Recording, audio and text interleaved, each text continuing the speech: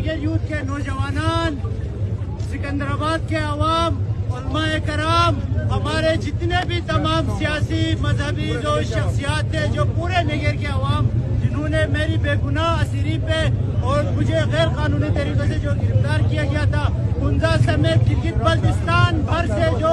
سکردوں سے بلتستان سے جہاں جہاں سے آئے تھے اور یہاں آ کے اس دھرنے میں شرکت کر کے میری اس بے گناہ اسیری کے خلاف آواز بلند کر کے آپ لوگوں نے اس ظلم اور جبر کے خلاف جو آواز بلند کر کے میری رہائی کو جو ممکن بنایا، اس پہ میں آپ تمام ساتھیوں کا شکریہ ادا کرتا ہوں۔ اور آخری ایک میسج کی، اسی طریقے سے ہمیں متحد ہونا ہے، نگر کے نوجوانوں کو متحد ہونا ہے، گلگت بلتستان کے نوجوانوں کو متحد ہونا ہے، اور انشاءاللہ ہمارا کوئی ایسا مسئلہ نہیں ہے جو اگر ہم متحد ہو کے اس کے لیے جدوجہد کریں۔